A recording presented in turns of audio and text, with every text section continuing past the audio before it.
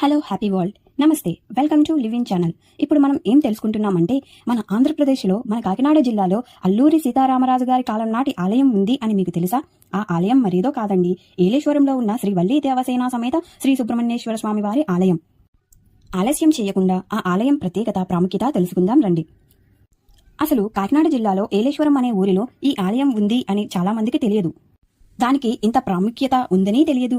ఎంతమందికి ఈ ఆలయం కోసం తెలుసు? ఎంతమంది ఈ ఆలయాన్ని దర్శించుకున్నారు? కామెంట్ చేయండి. మర్చిపోకుండా నా ఛానల్ని లైక్ చేయండి, షేర్ చేయండి, and the most important, subscribe చేయడం మర్చిపోకండి.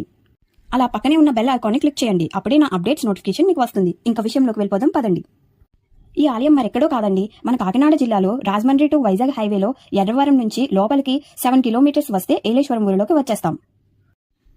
ఏలేశ్వరంలో ఒక కొండ దగ్గర ఈ ఆలయం ఉంది. ఆ కొండ మీదే సాయిబాబా వారి ఆలయం, శివాలయం కూడా ఉన్నాయి. ఆ రెండు ఆలయాలను దర్శించుకుని కింద మెట్లు మార్గంగా వెళ్తే శ్రీ సుబ్రహ్మణ్యేశ్వర స్వామి వారి ఆలయం వస్తుంది. అయితే నేచర్ని ఇష్టపడే వారికి ఈ పరిసర ప్రాంతాలు బాగా నచ్చుతాయి. ఆ ప్రకృతికి మధ్యలో స్వామివారి ఆలయం చాలా అందంగా ఉంటుంది.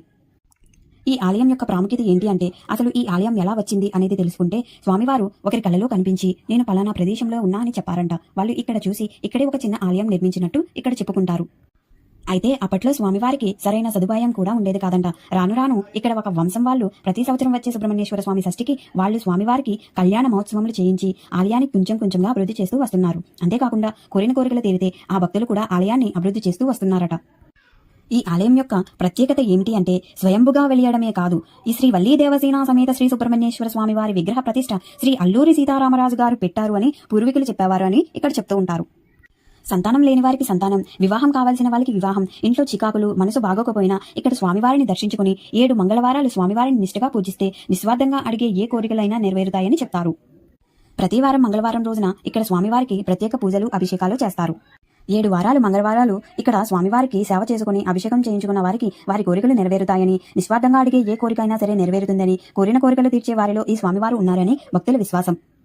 అంతేకాకుండా నెలకి వచ్చే షష్ఠులకు కూడా స్వామివారికి పూజలు చేయించుకుంటారు, కళ్యాణం చేయించుకునే భక్తులు చేయించుకుంటారు అని. అలాగే ప్రతి సంవత్సరం వచ్చే కార్తీక మాస మంగళవారాలు ఆలయం చుట్టూ దీపారాధన ఉత్సవంలా భక్తులు చేసుకుంటారని ఇక్కడ అర్చకులు తెలుపుతారు. ప్రతి సంవత్సరం వచ్చే సుబ్రహ్మణ్యేశ్వర స్వామి షష్ఠికి అంగరంగ వైభవంగా స్వామివారి కళ్యాణం, పూజలు, అభిషేకాలు నిర్వహిస్తారని, ఆ రోజు భక్తులు 100లకు పైగా వచ్చి స్వామివారిని దర్శించుకుంటారు అని, స్వామివారి అనుగ్రహం, తీర్థ ప్రసాదాలతో వెళ్తారు అని అర్చకులు తెలిపారు.